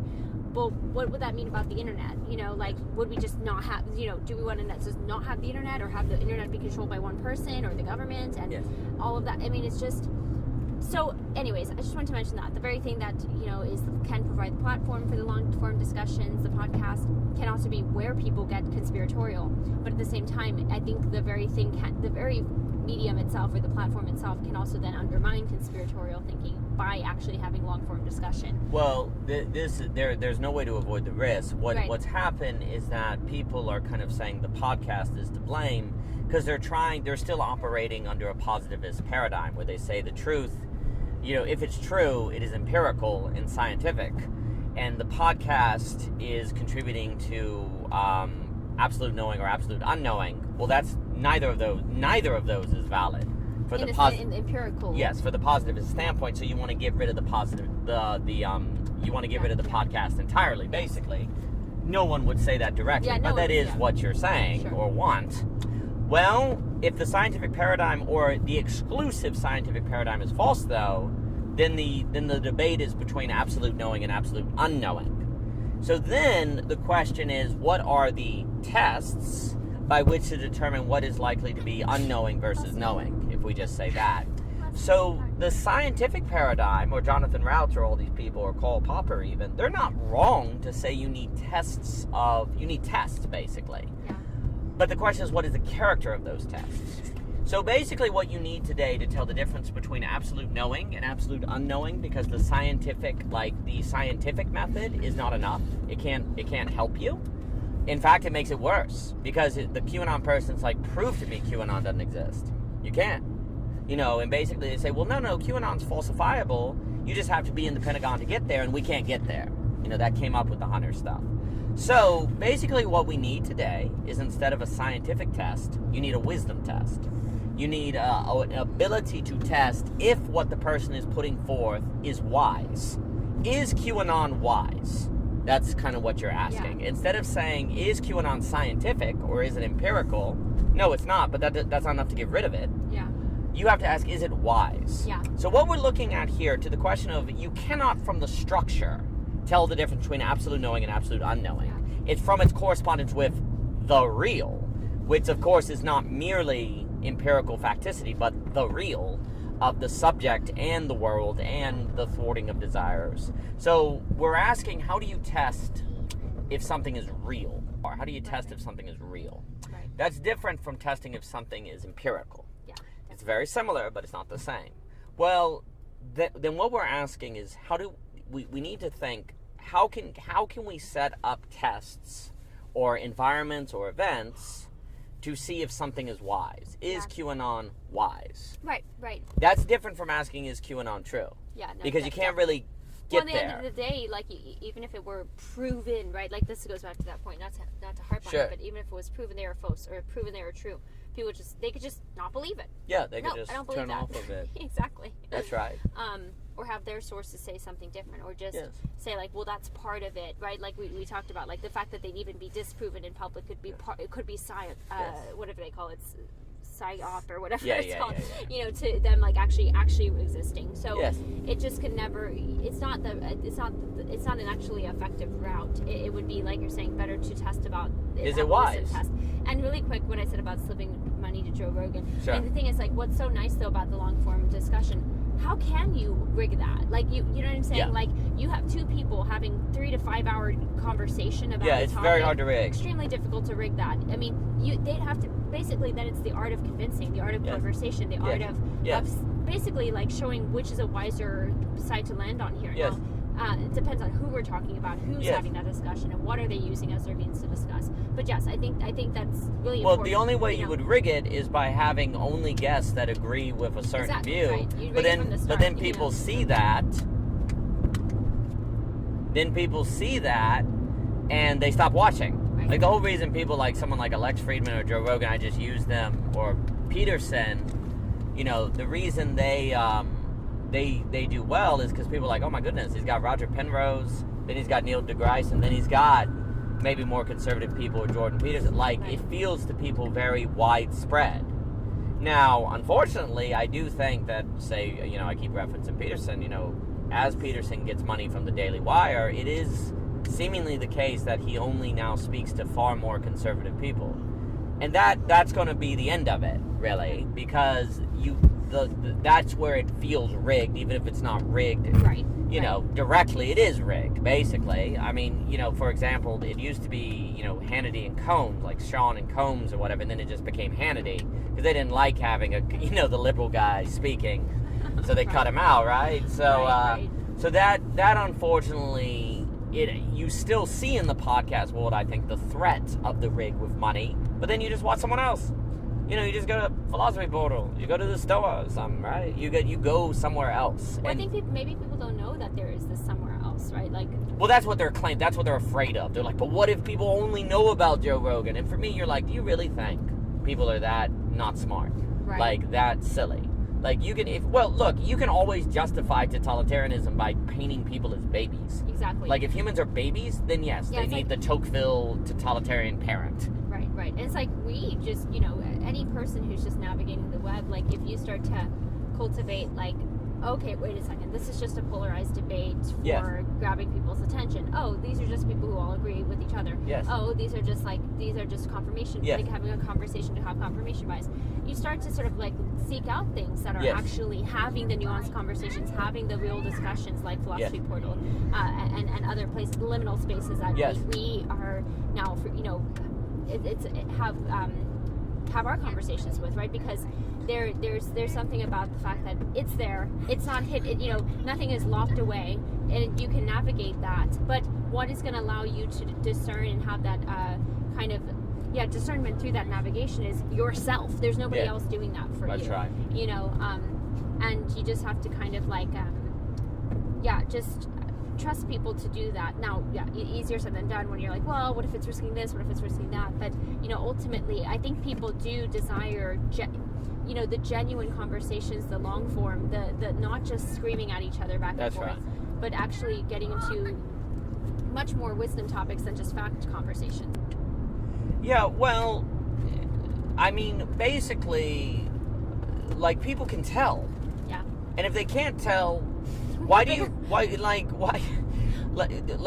you think anything's gonna help? Well, that's what I'm saying. Like, what I was gonna say, like, we got bigger problems, we got bigger fish to fry, but at the same time, those fish to fry are not anything you can even do anything about anyway. You know, it's not like somehow you could just suddenly change all of education or something. Like you can't do that. All you can do is what you can do. Yeah, once you assume that people are babies or just completely incompetent, there's nothing. It's over. Right. Like, anything goes. But you see, that is almost. There's almost, because I was mentioning Occam's razor and the least premises is a good theory, but that's almost, there's a difference between a theory that's simple. You say, well, people are babies. Like, the problem with that is it justifies anything. There's like a ditch on either side of the road where there's like a premise that basically justifies unlimited power, and it's just kind of given. People are babies. You don't have to prove anything. It's simple. People are babies. Which in its simplicity seems good, but it's a simplicity that justifies totalitarianism versus a simplicity that explains but doesn't give anyone any power. So there does seem to be some nuance there on a limited number of premises seems to be good, but then it's also dangerous in the question of who gets the power. Does someone get power from that theory? And that's why, well, arguably that's why you have to have the debate. Yeah. And then you have to say, well, what would be the logical outcome of assuming that premise or following that premise or so on and so forth? And you would say, if you say, oh, the premise that people are babies, well, then there's, the state can do whatever it wants. Yeah. So that's a dangerous premise. So yeah, the other things too is like the people watching Joe Rogan are watching, say, Joe Rogan because they were skeptical of the mainstream media. So they already have a certain sort of critical thinking to them that's positive. So if Joe Rogan starts to be kind of closed-minded himself, they'll leave him. Exactly. Like there's this,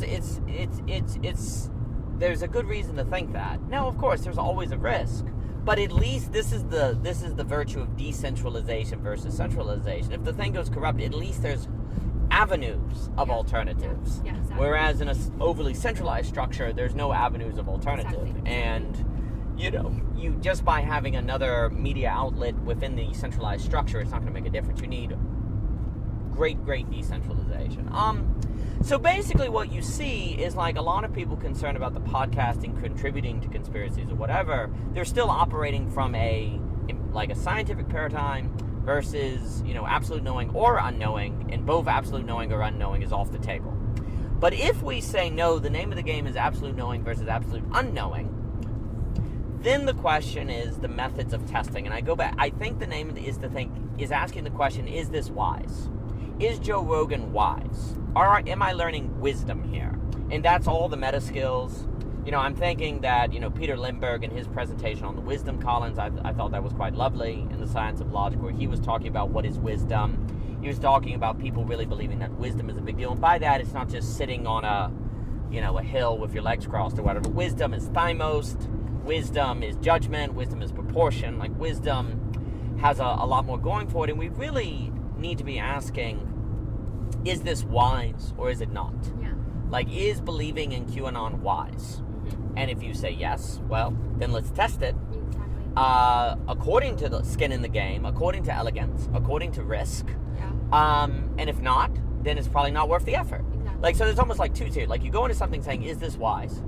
And you say yes. Okay, well, then it's worth testing. Yeah. And then sometimes the test is the bringing out the wisdom or not. But there has to be, instead of asking, this is what's happening, people are asking, is it true? Well, that's not enough, because it could be true. Exactly. And so that's not robust enough of a test to start telling the difference. Point, yeah. It's not robust enough of a standard to tell the difference between absolute knowing and absolute unknowing. Yeah. Well, because the problem is both of those are going to be ways of life where the subject forms the substance and the substance forms the subject. That's why when you enter a conspiracy, you cannot escape, because the subject is creating the substance that is trapping the subject back and forth. It's the pitch and risk, right. The conflict of mind, so you're stuck.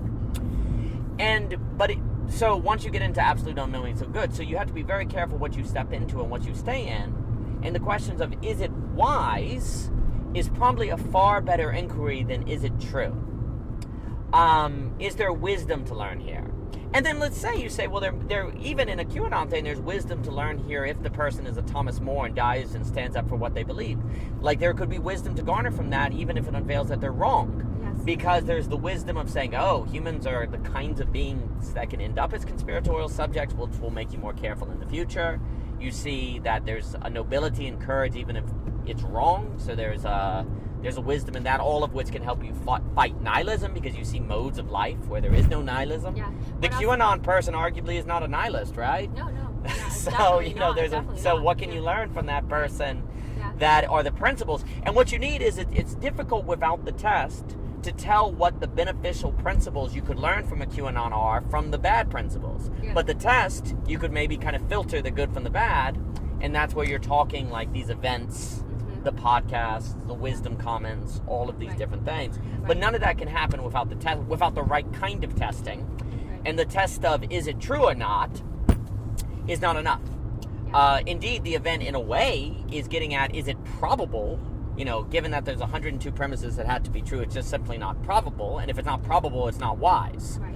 But that doesn't mean it's false. You see, just because it's improbable doesn't mean it's necessarily false. But you're basically saying you're taking that off the table. Right. Because certainty is impossible. Right. So the question is, what are the grounds of confidence? Well, the grounds of confidence are wisdom. The grounds of confidence are probability. And then if it turns out to be true, okay, you were ready for that possibility precisely because you had the posture of wisdom. Right. So you're not closing anything off, but you're also being wise about what you hold, like what you hold and what you don't.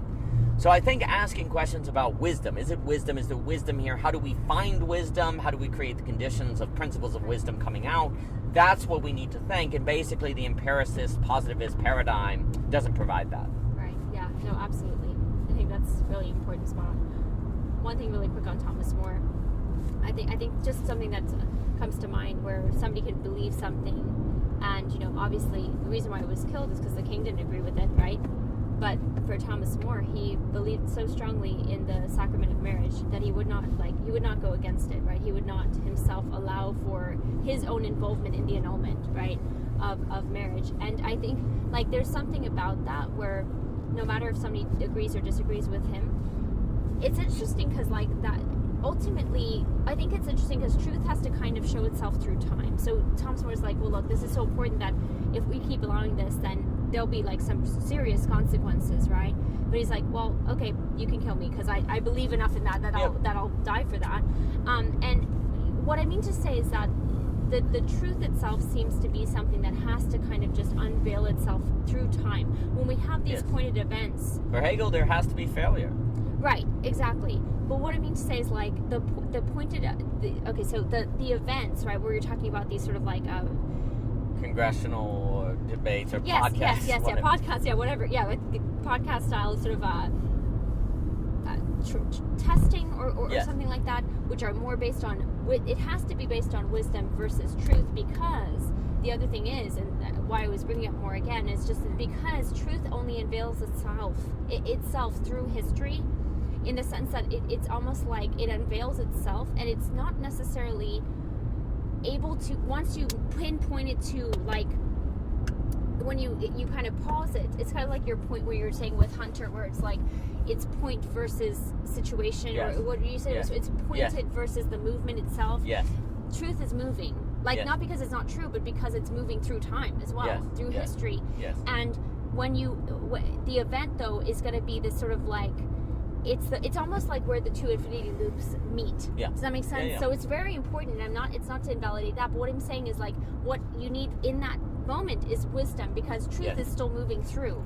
And if you base it just on, we'll have this event to determine truth, well, it's coming and going. It's not something you can just sort of in that moment, just communicate and have everybody understand suddenly. No, that's right. It has to be known through through consequences, or through the natural progression. The absolute. The absolute is a moving truth. Yes, it's through the process.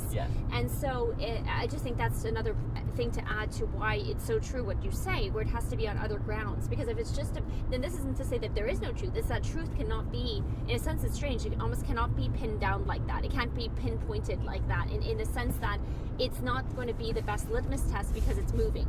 Whereas wisdom is almost like moving. It's able to be over the whole span. Like it's almost as if somehow wisdom will carry you through that. It's almost like the cart. Okay, the cart is moving toward truth. The cart you're in, that's wisdom. That's wisdom. That's helping you that's putting you in the place that you can do the moving itself. You know what I'm saying? Otherwise, you're just like, I'm just flailing and falling through time and whatever, space and time. So. Anyways, I just wanted to add that really quick. Yeah, well, there's a way in which we want a truth that doesn't ever have to fail or make sacrifices or risk anything. Right. So the idea of a process is inherently risky. There's going to be failures, going to be mess up, but we don't want to risk. It's like, well, what if people end up in conspiracies? What if people spread false news or whatever? It's like, there's like if truth is what moves, then it has to be allowed to go through all of that. And basically, I guess there's a way in which you can say the absolute is a truth that bleeds, or that's willing to bleed. And it's a truth that moves is also like it moves you. It's it's inspiring. It's not simply just that it's like, you just don't know where it is or what it is. I don't mean it that in that way of not pinning it down, but it doesn't pin it. You can't pin it down because it will pin you down. But you cannot necessarily fabricate that. Like, you can't just make it happen. Does that make sense? Because if you do that, it's unfortunately, or I don't know if it's unfortunate or unfortunate, I don't know what it is, but it's just that it's not going to be the metric that's going to actually be the most effective if we're trying to sort of come to some public event. about the certain discourse that's occurring. You know what I'm saying? I mean, maybe there's a way in which the absolute is a truth that can weep. Like weep over ruins, but weep before beauty as well. So maybe the absolute is truth that can weep, and therefore you have to have a society, if it's centered on truth, it has to be centered upon a notion of truth that has the possibility of tears. Otherwise, it's going to be stuck in a point, it's going to self-efface, there will be no situation. And without a situation, you're dealing with a nothingness and an abstraction, a thing that can't be its own grounding, a snake eating its own tail, as all that came up with Hunter. No, I mean, there's a sense in which maybe, like, it also makes me think of the net conversation or our talk with Andrew on the idea of when should you walk away from a philosophical, like a conversation or a situation, if the person is unwilling to philosophize. Maybe a lot of this has to do with, is there the possibility of wisdom or not? Can wisdom be gained? Can wisdom not be gained? If wisdom cannot be gained, then it can't contribute to absolute knowing, therefore it shouldn't be done. And if it's a situation where we can't tell, then a test has to be created for the possibility of wisdom coming out. And basically the question of walking away or staying is a question of, can a test be created? And then, like, should something be censored or not? That might be tied to a test. So maybe there's something here that could be explored at another time on the ways to test the possibility of wisdom. Yeah, that would be good. Yeah, because that seems to be this question of, is there wisdom here? Could there be wisdom here? Seems to be kind of the necessary test for the distinctions between absolute knowing and absolute unknowing. You know, absolute knowing entailing symbolic, imaginary, real, whereas absolute unknowing is going to be symbolic and imaginary, which is going to be substance's subject, but it won't have the real.